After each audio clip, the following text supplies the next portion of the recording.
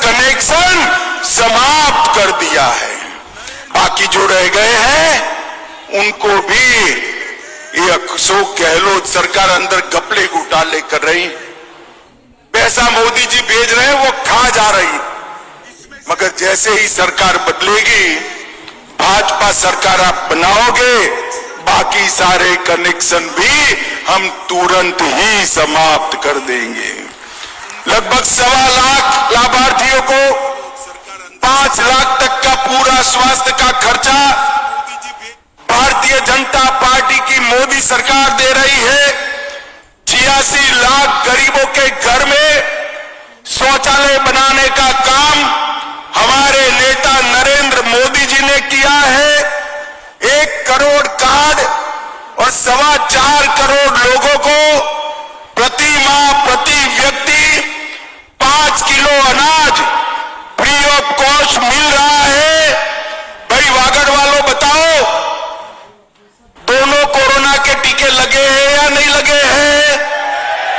अरे जोर से बोलो, लगे हैं या नहीं लगे हैं? एक पैसा देना पड़ा है क्या? तो मोदी जी के लिए ताली बजाओ, उन्होंने पूरे राजस्थान को कोरोना से मुक्त करने का काम किया। लगभग 5 लाख बहनों को उज्ज्वला योजना दिया, 18 लाख गरीबों को घर देने का काम किया। गहलोत जी, मैंने तो भारतीय जनता पार्टी के 9 साल का रिपोर्ट कार्ड रख दिया। ये तो कुछ नहीं है, 10% बताया है।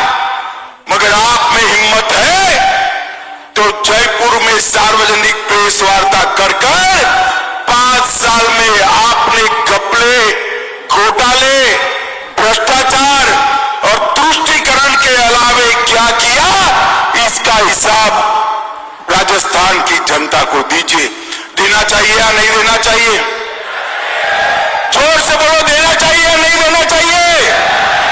ये नहीं देंगे, क्योंकि इन्होंने 5 साल में घपले, घोटाले, भ्रष्टाचार और तुष्टीकरण के अलावे कुछ नहीं किया है।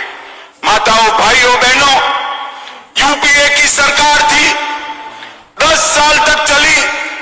10 साल में 12 लाख करोड़ के घपले, घोटाले, भ्रष्टाचार करे। अब मोदी जी की सरकार 9 साल से चल रही है।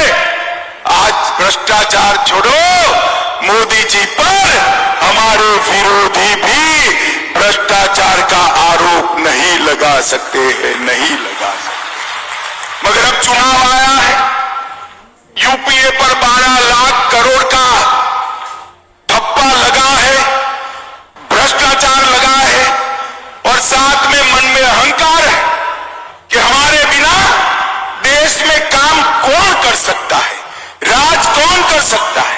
उनका यह अहंकार है, घमंड है कि देश में राज केवल और केवल गांधी परिवार कर सकता है।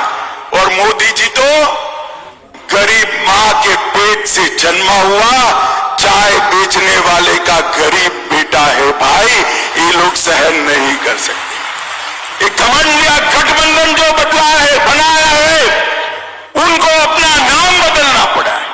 हमारे गुजरात, राजस्थान में जब दिवाला निकलता है ना, तो पीढ़ी का नाम बदल देते हैं। बदलते हैं या नहीं बदलते? भाई जरा जोर से बोलो, बदलते हैं नहीं बदले? इनकी आबरू का दिवाला निकला है, उन्होंने यूपीए से बदलकर इंडी अलायंस नाम रखा है। अभी इंडी अलायंस 2 दिन से मैं देख रहा हूं, 2 दिन से सत्ता आपको चाहिए, मगर किस कीमत पर सत्ता चाहिए? 2 दिन से आप इस देश की संस्कृति का, इस देश के इतिहास का, सनातन धर्म का अपमान कर रहे हैं। इंडी अलायंस के 2 प्रमुख दल, डीएमके और कांग्रेस पार्टी, इनके बड़े नेता, एक वित्त मंत्री का बेटा और एक मुख्यमंत्री का बेटा, वो कह रहे हैं सनातन धर्म को समाप्त कर देना चाहिए। मुझे बताओ भाई, सनातन धर्म को समाप्त करने के लिए आप तैयार हो क्या? अरे जोर से बोलो, तैयार हो क्या? माताएं बहनें भी बोले, तैयार है क्या?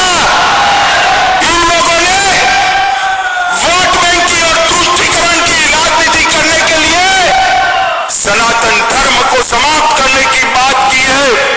हमारी संस्कृति, हमारे इतिहास और सनातन धर्म का अपमान किया है, और ये कोई पहली बार नहीं किया है। ये मनमोहन सिंह जी ने कहा था, मनमोहन सिंह जी ने कहा था, बजट पर पहला अधिकार, बजट पर पहला अधिकार अल्पसंख्यकों का है। हम कहते हैं बजट पर पहला अधिकार गरीबों का, आदिवासियों का, दलितों का और पिछड़ों का। इन्होंने वोट बैंक की लालच में अल्पसंख्यकों का पहला अधिकार सिद्ध कर दिया था। आज ये यूपीए कहती है, कांग्रेस पार्टी के अध्यक्ष कहते हैं, मोदी जी जीतेंगे तो सनातन का राज आएगा। अरे सनातन का राज लोगों के दिल में है, उसको कोई हटा नहीं सकता। और मोदी जी ने कहा है, यह देश भारत के संविधान के आधार पर चलेगा, भारत के संविधान के आधार पर चलेगा। माताओं, भाइयों, बहनों, इन्होंने कहा, उनके एक राजकुमार है राहुल बाबा, जानते हो ना राहुल बाबा, जानते हो ना? उन्होंने कहा, ध्यान से सुनिएगा, हिसाब मांगना है राहुल बाबा का। उन्होंने कहा कि जो हिंदू संगठन है ये लश्कर-ए-तोयबा से भी खतरनाक है। राहुल बाबा, आप हिंदू संगठनों का लश्कर-ए-तोयबा के साथ तुलना करते हो, और आपके गृह मंत्री कहते थे हिंदू टेरर चल रहा है। माताओं, भाइयों, बहनों, मुझे बताओ, टेरर के साथ हिंदू का नाम जोड़ना आपको सहमत है? जोर से बोलिए, सहमत है? ये इंडी अलायंस, एक गठबंधन, गठबंधन, वोट बैंक की राजनीति करने के लिए, तुष्टीकरण की राजनीति करने के लिए किसी भी स्तर पर जा सकते हैं। मगर अब मैं उनको कहने आया हूं, जितना आप बोलोगे उतने ही कम होते जाओगे। 2014 में थे, 19 में उससे भी कम हुए, और अब ये शुरू किया है सनातन धर्म के खिलाफ आलाप। 2024 में दूरबीन लेकर भी दिखाई नहीं पड़ोगे, दूरबीन लेकर भी। अब जिनके नेता ऐसे हो, जिनकी पार्टी ऐसी हो, वो गहलोत जी भी क्या कर सकते? पूरे राजस्थान तुष्टीकरण की राजनीति कर पूरे राजस्थान में असलामती का, इनसिक्योरिटी का वातावरण करा। उदयपुर में कन्हैयालाल का गला काट दिया गया। मेवाड़ उदयपुर में रामनवमी के दिन भगवी ध्वजाएं उतारी। चित्तौड़गढ़ में रतन सोनी की हत्या भी धर्मांध लोगों ने कर दी।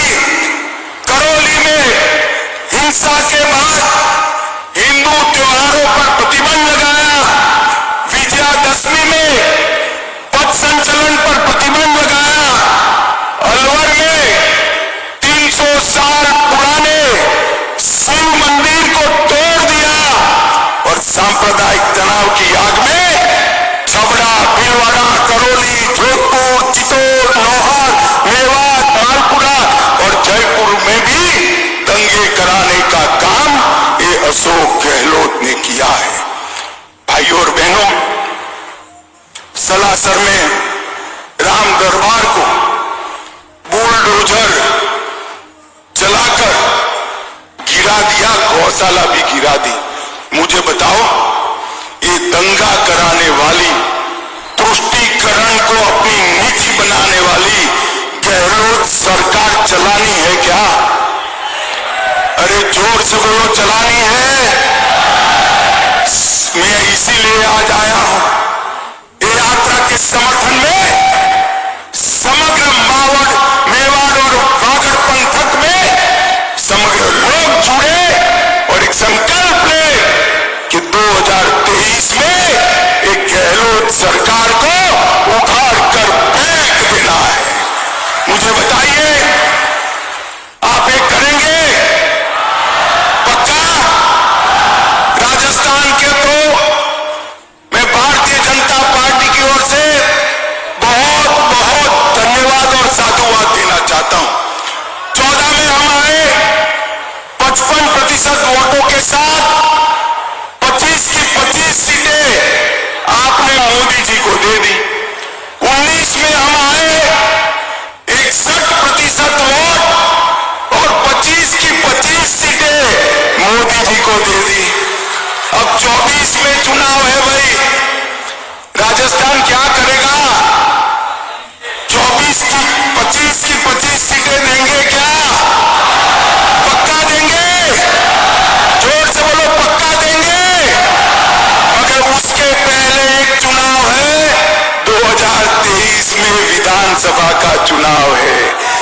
जब तक आप विधानसभा में अशोक गहलोत का सुपड़ा साफ नहीं करते हो, तब तक राजस्थान का भला नहीं होगा। मुझे बताओ, गहलोत सरकार हटाओगे? जोर से बोलो, गहलोत सरकार हटाओगे? माताओं, भाइयों, बहनों, मोदी जी ने मैं जो आगे बताया, ढेर सारी योजनाएं लॉन्च की 20 सालों में। गुजरात और देश में मिलकर ढेर सारी योजनाएं लॉन्च की, 60 करोड़ गरीबों का भला किया। और कांग्रेस पार्टी ने क्या किया? उन्होंने इस 20 साल में राहुल गांधी को 20 बार लॉन्च करा और 20 बार राहुल गांधी का लॉन्चिंग फेल हो गया। माताओं, भाइयों, बहनों, ये कभी जनता का विकास नहीं कर सकते। मैं आज यहां बताने आया हूं कि अशोक गहलोत की सरकार आकंठ भ्रष्टाचार में डूबी हुई सरकार है।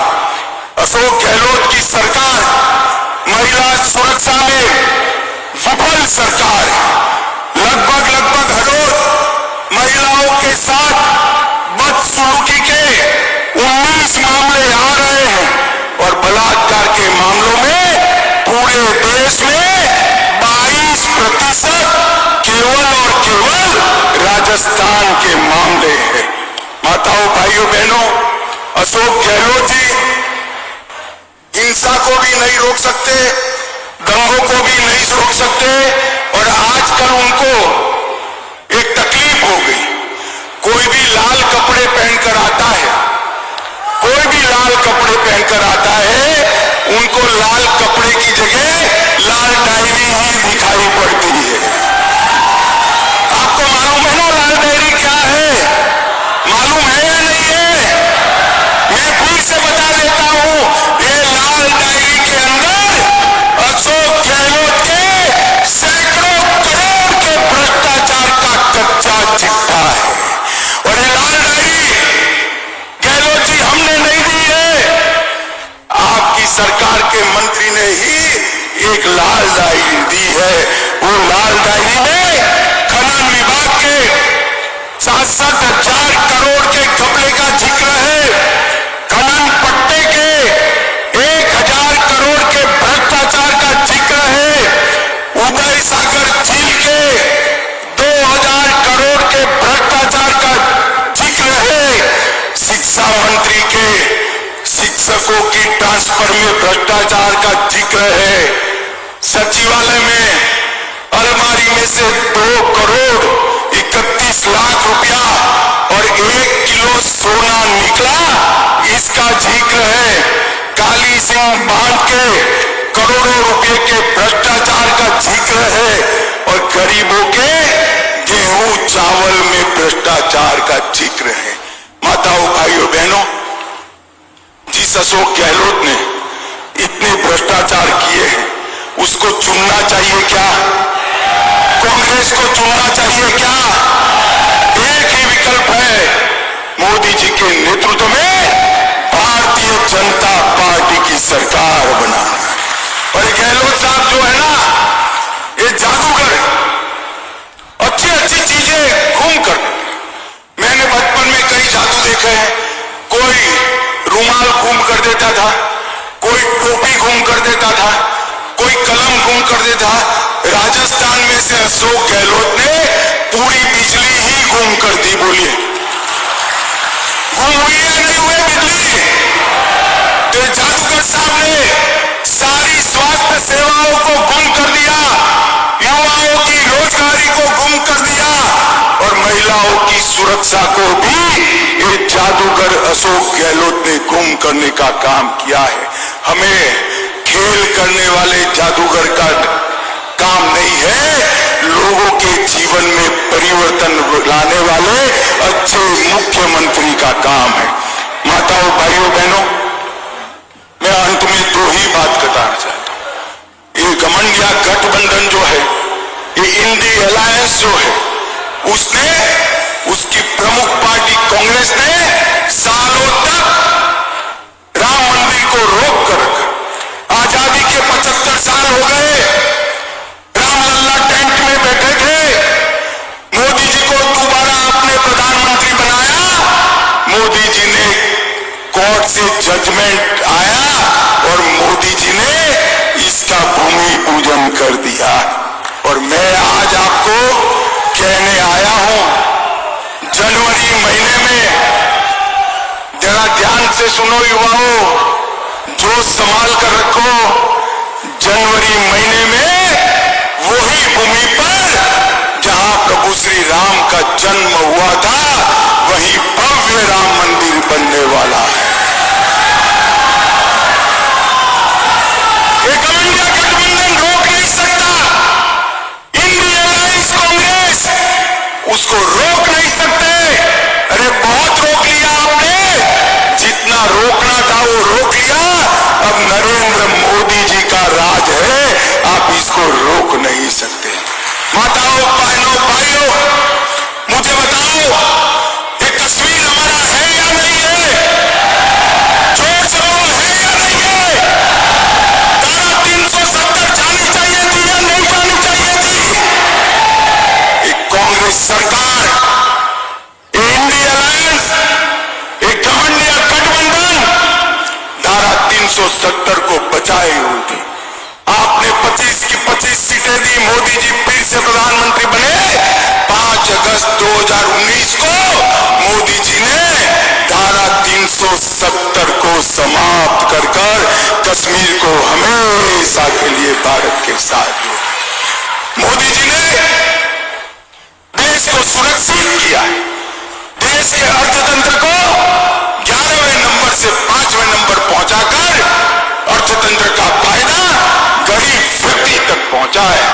और यहां पर ये जो सरकार है, ये मोदी जी को काम नहीं करने दे रही। आप मुझे बताओ, मोदी जी का साथ दे ऐसी भाजपा सरकार लाओगे क्या? जोर से सारे लोग बोले, भाजपा सरकार लाओगे? डबल इंजन सरकार बनाओगे? अशोक गहलोत सरकार उखाड़ फेंकोगे? मोदी जी को फिर से प्रधानमंत्री बनाओगे?